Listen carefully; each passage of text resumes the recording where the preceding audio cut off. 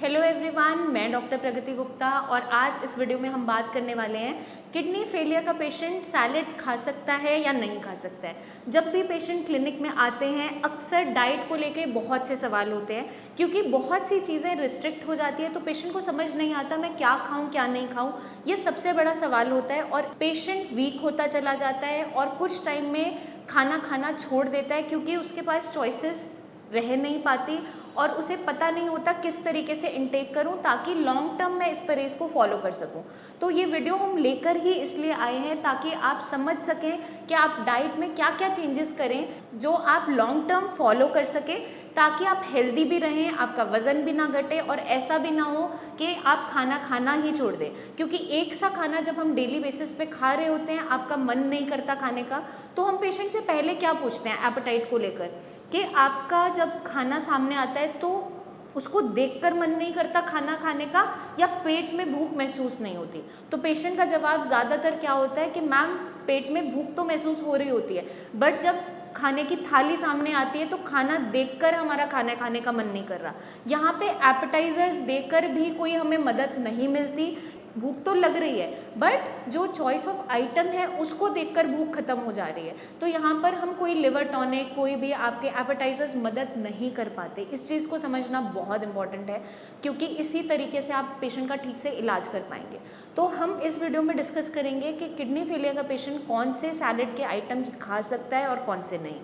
अब हमें कुछ चीज़ों को मना इसलिए करना होता है क्योंकि उन फूड आइटम्स के अंदर पोटेशियम की मात्रा बहुत ज़्यादा जाती है और जब किडनी फेलियर के पेशेंट की बॉडी के अंदर पोटेशियम बढ़ता चला जाता है तो क्या नुकसान देता है, सीधे उसके हार्ट पे इम्पैक्ट आता है और कार्डियक अरेस्ट तक आ जाता है अगर पोटेशियम लेवल एकदम से स्पाइक करता है।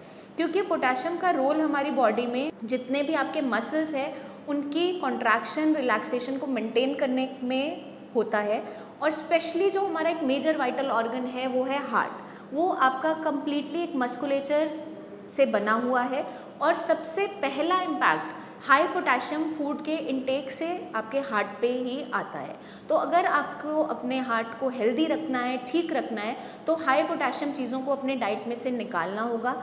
आप जो सैलेड्स हाई इन पोटेशियम है उनका इस्तेमाल बिल्कुल भी नहीं करेंगे।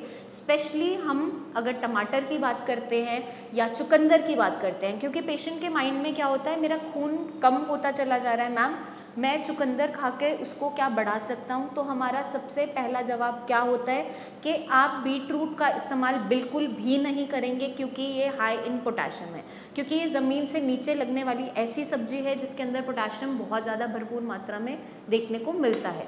अब जो सैलेड्स हम इंटेक कर सकते हैं जो किडनी फ्रेंडली है, सेफली आप खा सकते हैं, उनको आप नोट डाउन कर लीजिए। चाहे आप खीरा खा सकते हैं, गाजर मूली प्याज खा सकते हैं।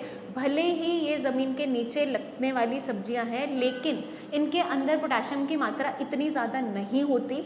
हर एक फूड आइटम में कहीं ना कहीं थोड़ा बहुत पोटेशियम प्रेजेंट होता ही है बट ये लो इन पोटेशियम माने जाते हैं तो आप सेफली इनका इंटेक कर सकते हैं। आप कैबेज का इस्तेमाल कर सकते हैं, आप बेल पेपर्स आती हैं, आपकी शिमला मिर्च आती है, पीले रंग वाली आती है, लाल रंग वाली आती है, वो आप इस्तेमाल इजीली कर सकते हैं। आपको ध्यान क्या रखना है, प्रिकॉशन क्या रखनी है सैलेड को लेते हुए, आप इस पे ऊपर से अलग से एडेड सॉल्ट, चाट मसाला, नींबू डालकर नहीं खाएंगे। किडनी के जितने भी मरीज़ हैं उनके साथ जुड़ी हुई कॉम्प्लिकेशन क्या आती है, या तो ऑलरेडी वो हाई बीपी से सफ़र कर रहे होते हैं या फिर आगे चलकर जब किडनी की बीमारी प्रोग्रेस कर रही होती है वो बीपी के मरीज़ बन जाते हैं। तो बीपी को इन चेक रखने के लिए आपको एडेड सॉल्ट्स, चाट मसाला का इस्तेमाल नहीं करना है क्योंकि आपका बीपी अचानक से शूट अप कर सकता है।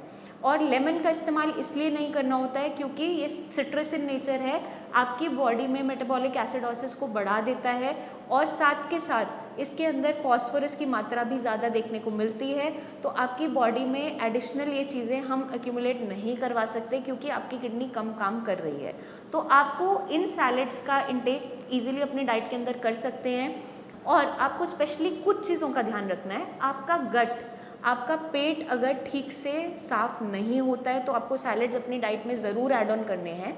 और कुछ लोगों में कंप्लेन क्या होती है सैलेड्स को लेकर, जब भी वो कोई कच्चा फल सैलेड खाते हैं, सब्जी खाते हैं, अचानक से उनके पेट में दर्द होना स्टार्ट हो जाता है या लूज मोशन हो जाती है या एसिडिटी बनती है।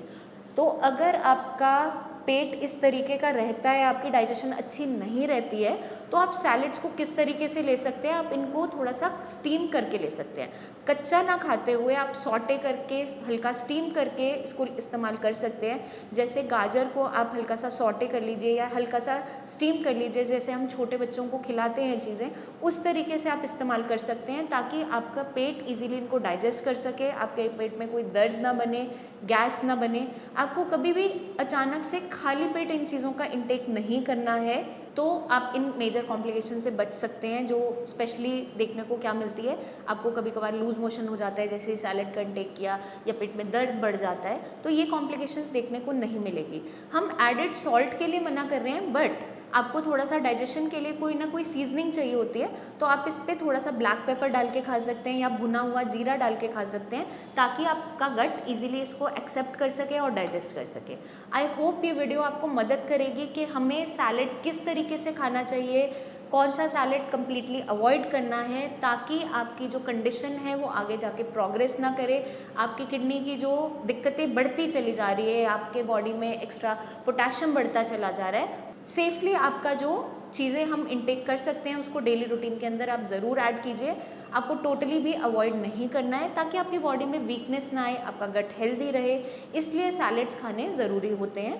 आई होप ये वीडियो आपको मदद करेगी अपनी कंडीशन को बेटर करने में, और कोई भी आपके माइंड में डाउट्स हो तो नीचे दिए हुए कमेंट सेक्शन में कमेंट करके ज़रूर पूछिए, आपको किस तरीके से फूड आइटम का इंटेक करना है, क्या खाना है, क्या नहीं खाना है। क्वेरी अपने माइंड में मत रखिए, क्योंकि वो बहुत ज़्यादा दिक्कत दे सकती है, आपकी परेशानियाँ बढ़ा सकती है, इसलिए खुलकर बात करना बहुत ज़रूरी होता है। आपसे जल्दी मिलते रहेंगे अगली वीडियोस में, जहां हम बहुत सी हेल्दी टिप्स आपके लिए लेकर आते रहेंगे, ताकि आप इस बीमारी से बच कर रह सकें और इससे रिकवर ज़रूर कर सकें।